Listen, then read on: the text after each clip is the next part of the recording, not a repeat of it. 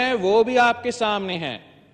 جناب اسپیکر، جس طریقے سے ہمارا جمہوری ہتھیار، ہمارا جمہوری عدم اعتماد کا مقابلہ کرنے کے بجائے سابق وزیر اعظم نے بھاگتے آئین توڑا، جمہوریت پہ حملہ کیا، وہ آپ کے سامنے ہے۔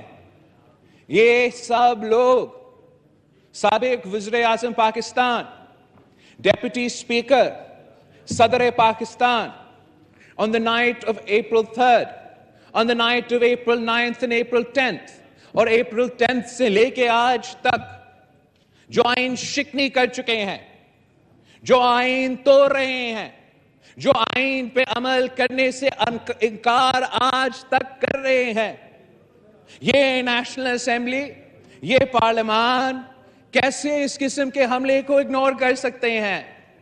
جناب اسپیکر، ہمارا آئین کو ایک کاغذ کا ٹکڑا سمجھ کے ہمارا تاریخ میں پھاڑا گیا ہے۔ ہم سمجھتے ہیں کہ on the night of April 3rd, on the night of April 8th and 9th, and آج تک اس آئین پہ حملے ہو رہے ہیں، اور it is the position of the Pakistan People's Party that has been presented before our united government, and I today present before you the Speaker of the National Assembly, that this House must form a high-level parliamentary commission or committee to investigate the events leading up to April 3rd, post-April 3rd, of the night of April 9th and April 10th, اور جو اس کے بعد آج تک ہوتا آ رہا ہے، اور پنجاب میں جو گیم ہم دیکھ رہے ہیں۔ اگر میں یہ آپ کے سامنے نہیں کہہ رہا ہوں کہ جرم یہ ہوا ہے اور جرم کا سزا یہ ہے اور حکومت کو فوراً ان جرم کے مطابق کیسز لانچ کرنا چاہیے، میں آپ کے سامنے یہ کیس پریزنٹ کر رہا ہوں کہ ہمیں ان حملے کو سیریسلی لیتے ہوئے ایک کمیشن بنانا چاہیے، انویسٹیگیٹ کرنا چاہیے کہ کون ان غیر آئینی، غیر جمہوری کاموں میں ملوث تھے، اور جہاں تک April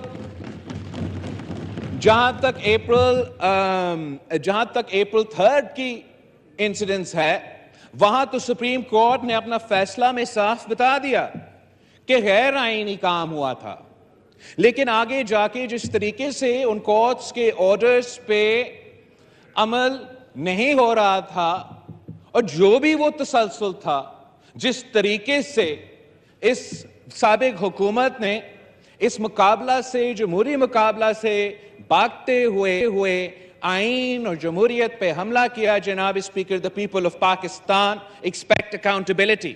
and اگر ہم چاہتے ہیں کہ ہمارا جمہوریت کا ترقی ہو، اگر ہم چاہتے ہیں کہ اس ہاؤس کا عزت بحال ہو، تو we have to investigate. We have to investigate and come to the bottom of these events. And جو بھی ذمہ دار لوگ ہیں، جو بھی appropriate action ہے، اس investigation کے in light of that investigation we can then move forward on this front.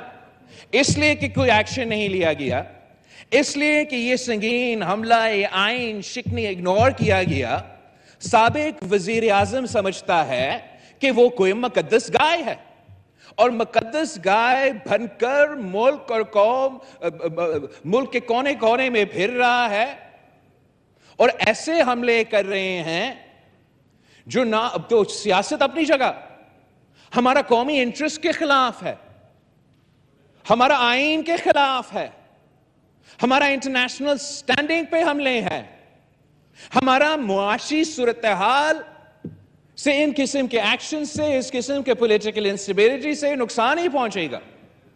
اور یہ کیوں سمجھتا ہے کہ وہ مقدس گائے ہے؟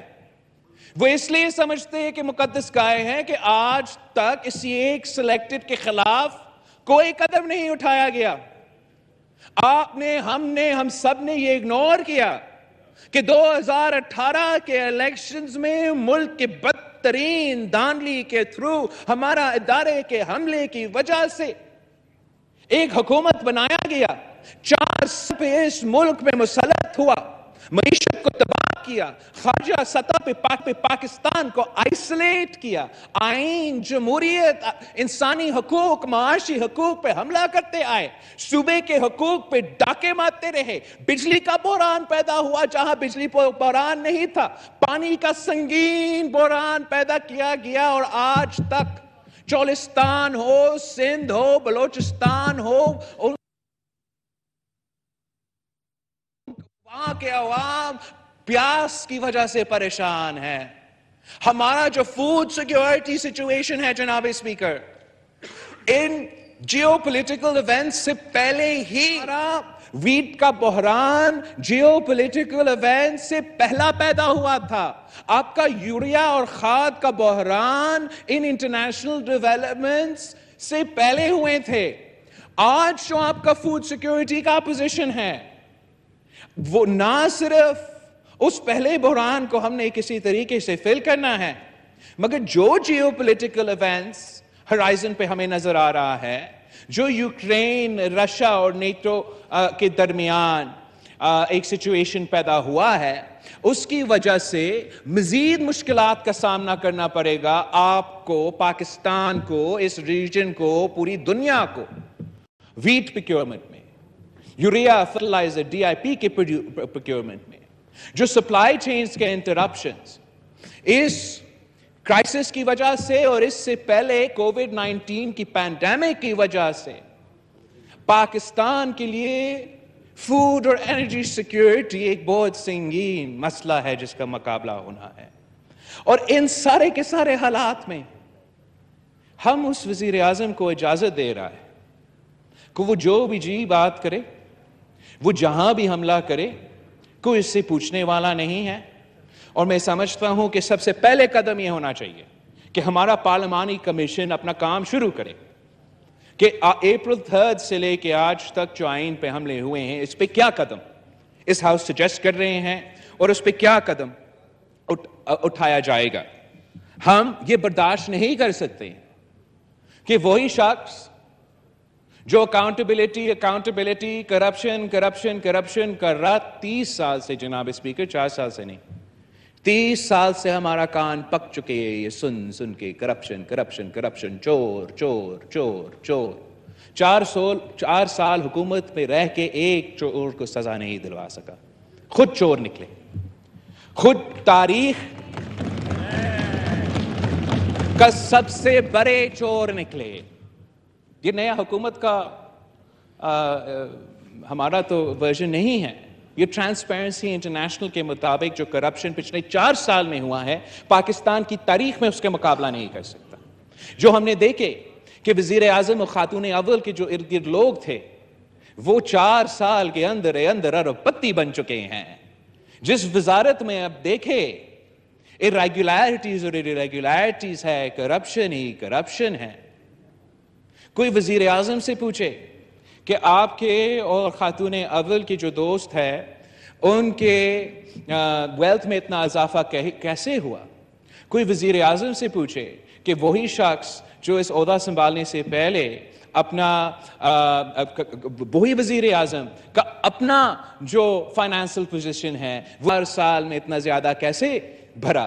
تو وہ بیرونی سازش کا بات کرنا شروع کرتا ہے، وہ عدالت پہ حملہ کرتا ہے، وہ ادارے پہ حملہ کرتا ہے۔ کوئی اس شخص سے پوچھے کہ 4 سال میں آپ نے اس ملک کے معیشت کے ساتھ کیا کھیل کھیلا ہے؟ آپ نے 4 سال میں پاکستان کے عوام کے معاشی حقوق پہ کس قسم کے ڈاکے ڈالے ہیں؟ کوئی اس شخص سے پوچھے کہ پاکستان کو آپ نے کیسے اور کیوں انٹرنیشنل فورمز پہ اپنا ضد کی وجہ سے، اپنا انا کی وجہ سے، آپ کا اپنا سیاست کی وجہ سے اتنا نقصان پہنچایا ہے، تو وہ جواب میں جھوٹ کہتا ہے، جواب میں حملہ آور ہوتا ہے۔ اور حملہ آور کس پہ؟ اس ادارہ پہ یا کسی اور ادارہ پہ۔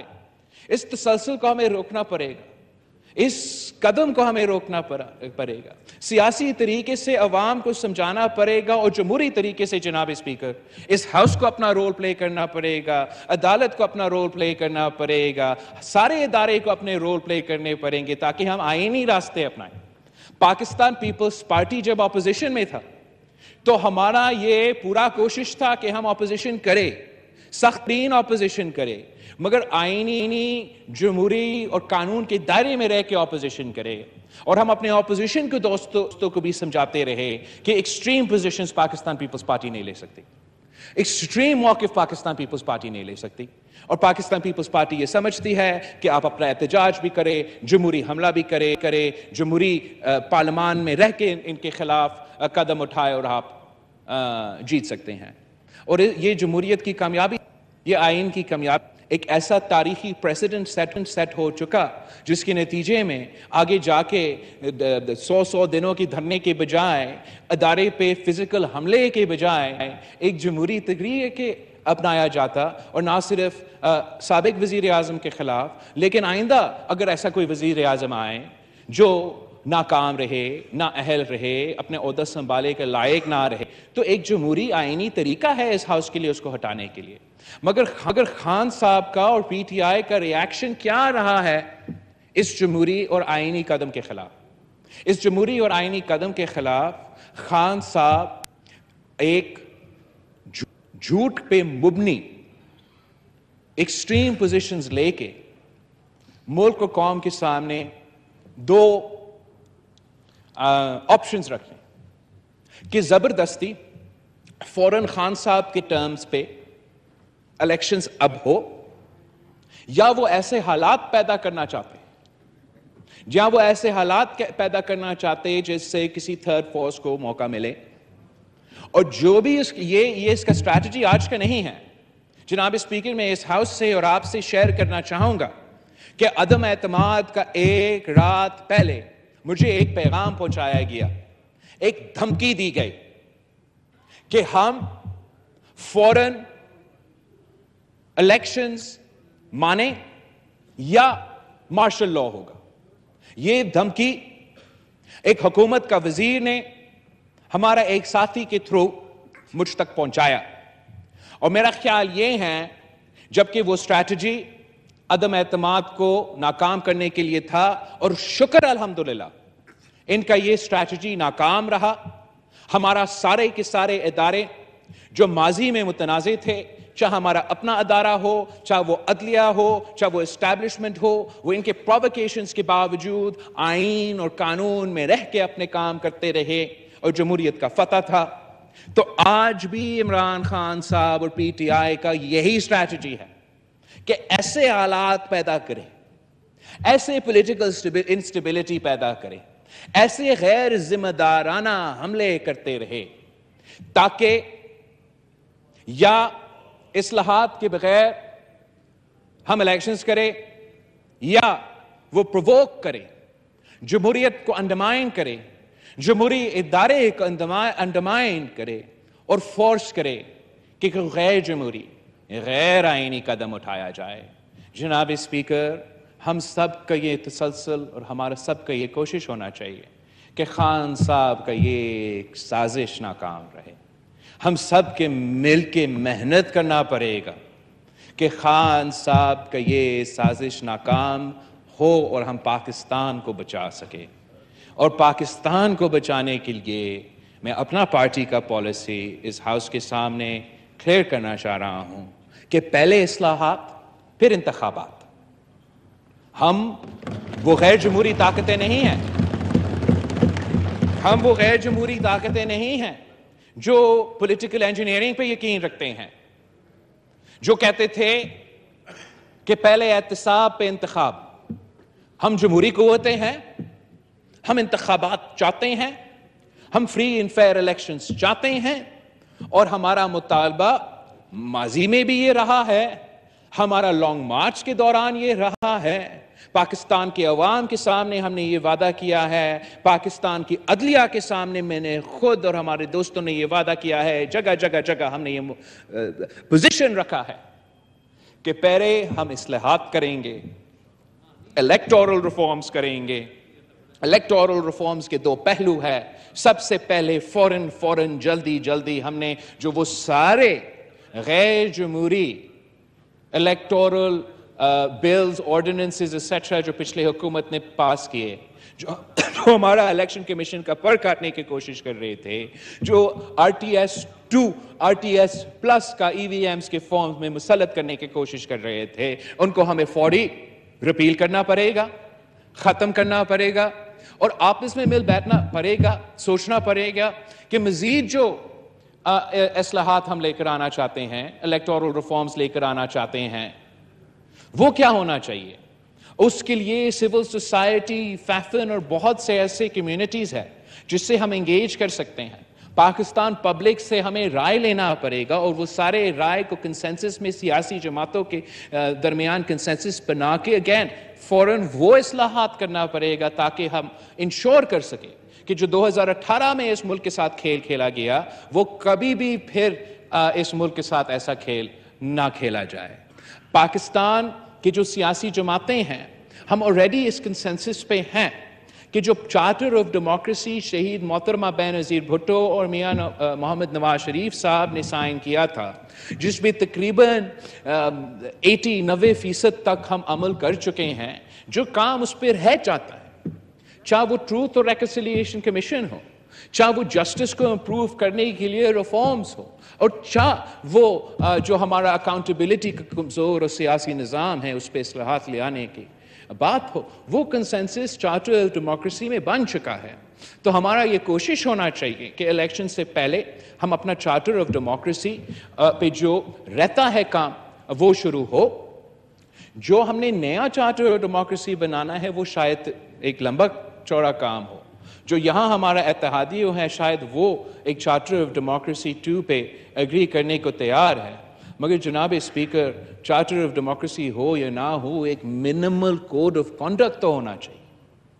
एक मिनिमल कोड ऑफ कॉन्डक्ट होना चाहिए ये सारे जमातों के लिए। और वो जमात और जमातें जो यहाँ नहीं बैठे हैं कि आप इस मुल्क में सियासत कैसा करना चाहते हो। क्या हम आईन और जमहूरियत पे चलेंगे? क्या हम इज्जत के साथ एक दूसरे से सियासी इख्तलाफात रखेंगे और इख्तलाफात रखते हुए हम आपस में एक दूसरे की राय शेयर करके, जहां हम डिसएग्री करते हैं हम डिसएग्री करते हैं, जहां हम एग्री कर सकते हैं कंसेंसस बना के एक मसाइल का हल निकाल सकते हैं। वो बेसिक जो कोड ऑफ कंडक्ट है उसमें ना सिर्फ ये सारे जमातें मगर वो जमातें जो यहाँ नहीं हैं उनको भी हमें ऑन बोर्ड लेना पड़ेगा। और उस ज़रूरी है कि वो फ्रेमवर्क ऐसा प्रेजेंट किया जाए जिससे हम अपने सारे इदारे को एक ऐसा स्पेस दे सके कि वो नॉन पार्टिजान, ए पॉलिटिकल, जमहूरी आइन में रह के काम कर सके। चाहे वो हमारा अदलिया हो, चाहे वो हमारा एस्टैब्लिशमेंट हो। जिस तरीके से पाकिस्तान की सियासत और मुआशरे में तेज़ी से बिगड़ते हुए इस हालात की वजह से एक पोलराइजेशन और डिवाइड जगह जगह नजर आ रहा है। जनाब स्पीकर, COD अपनी जगह, COD2 अपनी जगह। अगर हम एक बेसिक कोड ऑफ कॉन्डक्ट पे सारे सियासी जमातें अगले इलेक्शन से पहले अग्री नहीं होते हैं तो फिर मैं इस हाउस के सामने क्लियर करना चाहूँगा कि हमारा अगला इलेक्शन खूनी इलेक्शन होगा। इसलिए जनाब स्पीकर, हम तो एक ज़माने में अनसिविलाइज्ड होते थे, इस किस्म के तरीके अपनाए नहीं थे, और तब तो ऐसे होता था कि जिस के पास ज्यादा ताकत था, जो लड़ सकता था, जो मार सकता था, वो जीत सकता। और over the course of history civilized nations adopted institutions, norms, rules, laws and constitutions ताकि लड़ने के बजाय हम अपने मसले इस किस्म के इदारे और मुख्तलिफ इदारे और तरीके से थ्रू हल करें। और अनफॉर्चुनेटली हम वही पोजीशन पे वापस जा रहे हैं जहां हमारे इदारे और इस मसले से निकलने के लिए कि जो तरीक़ेकार है, जो फॉरम्स है, उनका ना कोई इज्जत रहा है, ना कोई तरीक़ेकार रहा है। No one is willing to follow the rules of the game. और जब हम इधर बैठने के लिए तैयार नहीं हैं, जब हम जमहूरियत, इलेक्शंस और जमहूरी तरीके पे यकीन और एतमाद रखने के लिए तैयार नहीं है, तो रहता क्या है? रहता यह है कि आप भी बंदूक उठाएं, मैं भी बंदूक उठाऊं और देखते हैं कौन जीतते हैं कौन नहीं जीतता। یہ حالات بنتے جا رہے ہیں پاکستان میں، اور یہ ایک وفاقی نظام ہے ہمارا، اسلامی جمہوری وفاقی نظام. اینڈ اگر ہم نے سب اس ملک میں رہ کے، اس سسٹم میں رہ کے، جی کے آگے جا کے ان سارے مشکلات کا مقابلہ کرنا ہے، تو ہم سب کو، سیاسی جماعتوں کو آپس میں، میڈیا کو، عدالت، دوسرے جو ہمارے ادارے ہیں، ہمیں ایک بیسک کوڈ آف کانڈکٹ کو اپنانا پڑے گا تاکہ ہم مل کے پاکستان کو سنبھال سکے اور پاکستان کو ان مشکلات سے نکال سکے. جناب اسپیکر، آپ کا بہت شکریہ. خارجہ بلاول بھٹو قومی اسمبلی میں اظہار خیال کر رہے تھے. انہوں نے کہا کہ ہمیں عدم اعتماد سے ایک رات پہلے دھمکی دی گئی. دھمکی یہ تھی کہ فوراً الیکشن مانیں ورنہ مارشل لا آئے گا، اور حکومتی وزیر کی طرف سے دھمکی ہمارے ساتھی کو پہنچائی گئی. یہ الزام عائد کیا بلاول بھٹو نے. اس کے ساتھ ساتھ ان کا یہ بھی کہنا تھا کہ ابھی جو صورتحال چل رہی ہے اس میں ایک نالائق نااہل حکومت کو عدم اعتماد کے ذریعے ہٹایا گیا، لیکن گزشتہ 4 سال کے دوران ہر ادارے کو متنازع بنایا گیا، اور جاتے جاتے عمران خان جمہوریت اور اداروں کو ناقابل تلافی نقصان پہنچا گئے. تحقیقات کرنی چاہیے کہ کون غیر آئینی غیر جمہوری کاموں میں ملوث ہے. اس کے ساتھ ساتھ بلاول بھٹو زرداری نے یہ بھی کہا کہ اس ہاؤس کی عزت بحال ہو تو تحقیقات ضروری ہیں. 3 اپریل کا واقعہ، اس پر سپریم کورٹ نے بتا دیا کہ غیر آئینی کام ہوا تھا. یہ تحقیقات ہونی چاہیے کہ کون غیر آئینی غیر جمہوری کاموں میں ملوث ہے. آج جس ادارے میں دیکھیں کرپشن ہی کرپشن ہے. آج بھی خان صاحب کی یہی اسٹریٹجی ہے کہ اصلاحات کے بغیر الیکشن کرا دیں، لیکن ہم اصلاحات کے بعد الیکشن کروائیں گے. جی ہاں، اس قومی اسمبلی کے اجلاس میں انہوں نے مزید یہ بھی کہا کہ تحریک عدم اعتماد سے ایک رات پہلے ہمیں دھمکی دی گئی کہ ہم فوراً الیکشن مانیں ورنہ مارشل لا آئے گا. حکومتی وزیر کی طرف سے دھمکی ہمارے ساتھی کو پہنچائی گئی. بلاول بھٹو خطاب کر رہے تھے. اس خطاب میں انہوں نے یہ بھی کہا ہے کہ ہم وہ طاقتیں نہیں جو غیر جمہوری کاموں پر یقین رکھیں، ہم فوری فری اینڈ فیئر الیکشن چاہتے ہیں. یہی مطالبہ پہلے بھی تھا اور آج بھی ہے. فواد چوہدری صاحب ہمارے ساتھ موجود، ان سے بات کرتے ہیں. فواد صاحب، بلاول بھٹو زرداری نے قومی اسمبلی میں یہ کہا ہے کہ ہمیں تحریک عدم اعتماد سے پہلے ایک رات پہلے دھمکی دی گئی، اور انہوں نے کہا کہ حکومتی وزیر اس وقت کے تھے جنہوں نے دھمکی ہمارے ساتھی کو پہنچائی کہ الیکشن مانے ورنہ مارشل لا آئے گا. کیا کہیں گے سر اس پر آپ؟ لیکن یہ تو ایسی ایک سیاسی باتیں ہیں، اس کی کوئی اہمیت نہیں ہے. لیکن اصل جو بات یہ ہے کہ جس طریقے سے جو حالات جا رہے ہیں ان میں ملک میں ایگزسٹنگ سسٹم ہے یہ تو کنٹینیو نہیں کر سکتا. آج پھر 500 پوائنٹ جو ہے وہ اسٹاک مارکیٹ ڈالر جو ہے، بلاول بھٹو پیپلز پارٹی کے لیے تو زرداری فیملی خطرہ تھی. اب یہ فیملی پاکستان کے لیے خطرہ بنتی جا رہی ہے، اور یہ ایک مشن کے اوپر ہے جس میں پاکستان کو ایک معاشی طور کے اوپر کرپل کر دیا جائے، معاشی طور کے اوپر ان کو جو ہے وہ ایک تباہ و برباد کر دیا جائے، اور سری لنکا ماڈل بنانے کے لیے پاکستان کو، تاکہ یہ ایک بالکل غیر ملکی طاقتوں کے قبضے میں چلا جائے، اس کے اوپر ایک پروجیکٹ کے اوپر کام ہو رہا ہے.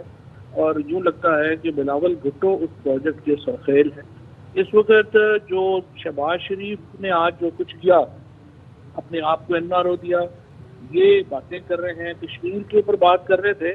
کل ہی انہوں نے کابینہ میں کشمیر میں کے مسئلے کو پشت ڈالتے ہوئے یہ فیصلہ کیا کہ ملک میں ٹریڈ منسٹر اپوائنٹ کیا جائے انڈیا میں، اور ٹریڈ کھولی جائے. اب اندازہ لگائیں کہ جن کو وہ کشمیریوں کے ساتھ غداری کر رہے ہیں، جو پاکستان کی معیشت کو ساتھ کھلواڑ کر رہے ہیں، ان کی باتیں جو ہیں ان کی کیا اہمیت ہوگی. اس وقت زرداری اور شریف فیملی یہ دونوں اپنی پارٹیز کے کو استعمال کرتے ہوئے پاکستان کو مکمل محکوم ملک بنانے کی سازش کر رہے ہیں، اور تحریک انصاف ان کی اس کوشش کو مکمل ریزسٹ کرے گی، اور ہمیں جس حد تک جانا پڑے گا ان کو پاکستان سے ان کی جان چھڑانے کے لیے انشاءاللہ ہم چھڑائیں گے. اچھا فواد صاحب، ابھی جو آپ بات کر رہے ہیں بالکل درست ہے، لیکن جو کہتے ہیں کہ جو غیر آئینی کام ہوا تھا، غیر جمہوری کام ہوا تھا، اس پر ہم تحقیقات کروائیں گے، کارروائی کی جائے گی. لیکن یہ بات یہ ہے کہ ان کا یہ غلط فہمی ہے. یہ تو 2 ہفتے کے مہمان ہیں، انہوں نے 2 ہفتے میں جو کرنا ہے یہ کر لیں. یہ 30 سے پہلے انشاءاللہ بلاول بھٹو جہاں پہ تھے وہیں پہ ہوں گے واپس، اور اس کے بعد ان کی سیاست بھی پیپلز پارٹی کی سیاست میں بھی تبدیل ہونا ہے، اور نون لیگ کی بھی سیاست میں تبدیل ہونا ہے. اور آپ دیکھیں گے کہ شریف فیملی اور زرداری فیملی کا پاکستان کی سیاست میں کردار بہت محدود ہو جائے گا. یہ انہوں نے جو چالیں چلی ہیں وہ الٹی پڑ گئی ہیں, یہ سارے تباہ و برباد ہو جائیں گے. شاہ صاحب, بلاول نے کہا ہے کہ آئین پر حملوں کو سنجیدہ لیتے ہوئے پارلیمانی کمیشن بنانا چاہیے. اگر ایسا کوئی کمیشن بنتا ہے تو پھر آپ کی حکمت عملی کیا ہوگی؟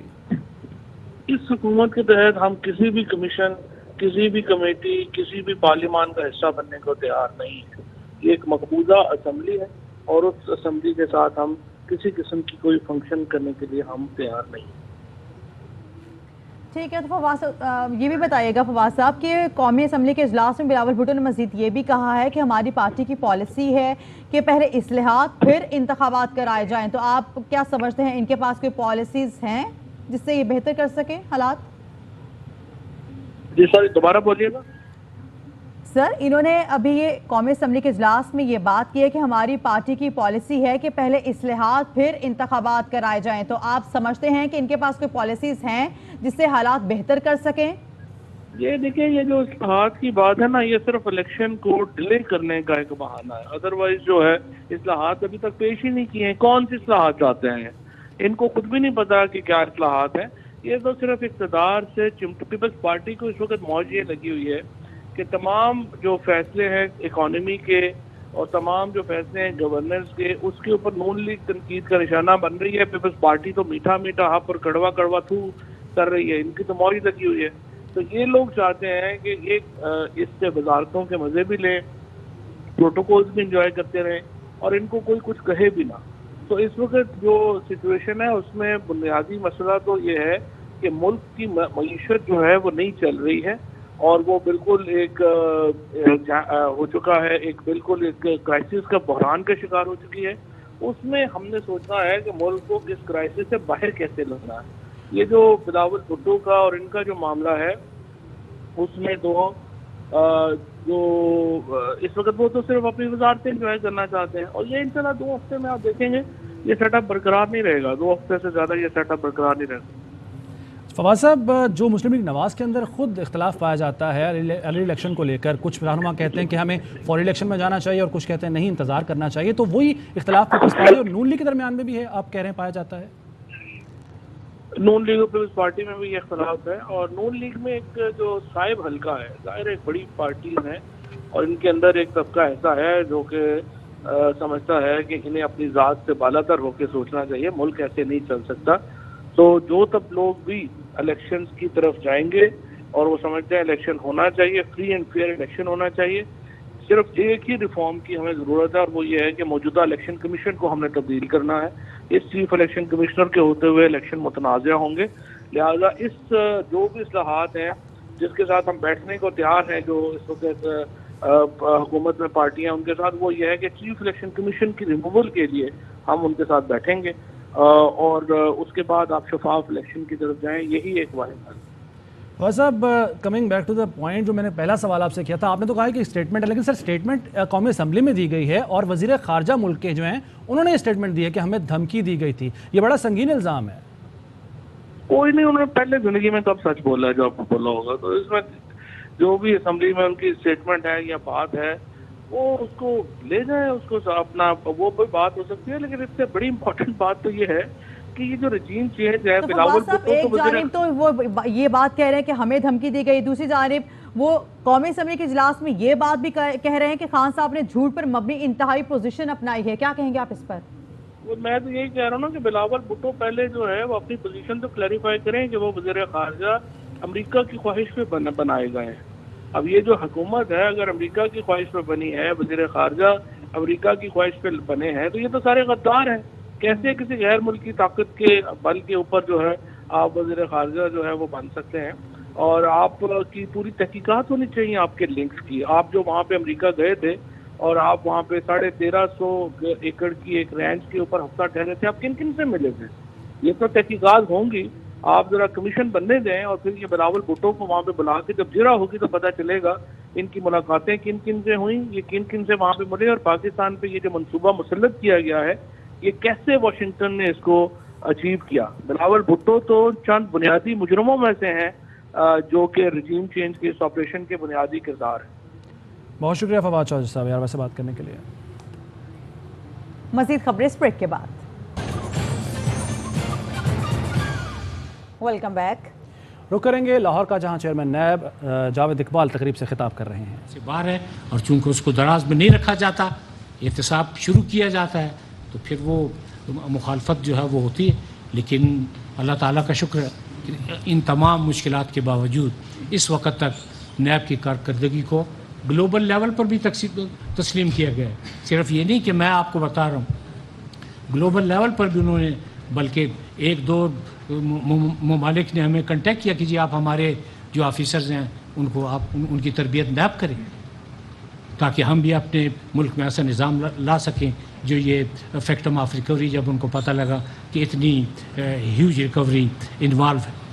इसके अलावा मतलब कुछ असाब हैं जिनका ख्याल है कि जी नैब में तो सज़ाएँ नहीं होती। भाई नैब में क्या, आप कभी जेल जाके जेलों में जाके देखें ना कि ज़्यादा कैदी जो हैं वो नैब के हैं, सज़ाएँ होती हैं तो ये रिकवरी होती है ना। और यहाँ पे आपको बताएंगे कि चेयरमैन तहरीक इंसाफ इमरान खान का मर्दान जलसे के हवाले से अहम पैगाम सामने आ गया है। कहते हैं अहले मर्दान, हमारा मकसद एक है, हम गैरतमंद कौम हैं। एक बैरूनी साजिश के नतीजे में करप्ट लोगों को मुसल्लत किया गया, हम खुद पर मुसल्लत करप्ट लोगों को कभी तस्लीम नहीं करेंगे। ये इम्पोर्टेड हुकूमत नामंजूर है।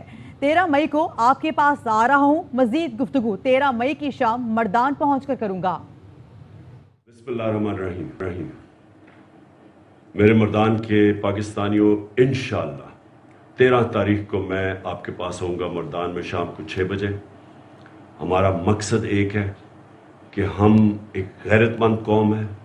हम एक बैरून मुल्क साजिश के तहत करप्ट लोगों को जो हमारे ऊपर मुसल्लत किया गया है, ये इम्पोर्टेड हुकूमत नामंजूर है।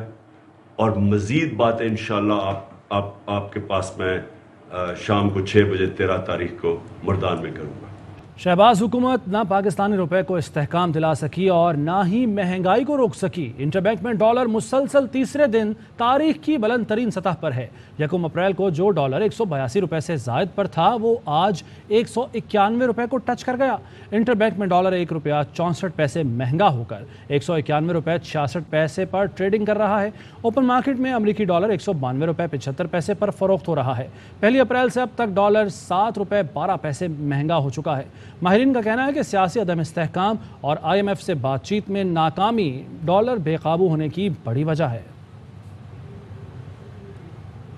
इसके साथ ही न्यूज़ स्टूडियो से फिल वक्त इतना ही। मज़ीद खबरों और अपडेट्स के लिए देखते रहिए ARY न्यूज़। अहम तरीन खबरें अब एक क्लिक की दूरी पर। आपके पसंदीदा टॉक शोज हों या अहम मुल्की या गैर मुल्की शख्सियात की न्यूज कॉन्फ्रेंसेस, हर लम्हा बाखबर रहने के लिए सब्सक्राइब करें हमारा YouTube चैनल। मौसम की सूरत हाल हो या खेल के मैदान से खबरें, अपने मोबाइल फोन से मुल्की और बैनुल अक़वामी अहम खबरों तक रसाई के लिए डाउनलोड कीजिए मोबाइल ऐप। बावसूख ज़राए से मुसद्दिका खबरों, तज्ज़ियों और तबसरों से मुस्तफीद होने के लिए विजिट कीजिए पाकिस्तान की सबसे बड़ी न्यूज वेबसाइट www.arYnews.tv। इन सब के अलावा पाकिस्तान का सबसे बड़ा फेसबुक पेज हो, सबसे बड़ा न्यूज इंस्टाग्राम अकाउंट या फिर ट्विटर, ARY न्यूज पहुंचा रहा है खबरें सबसे पहले आप तक, ताकि आप रहें हर लम्हा बाखबर।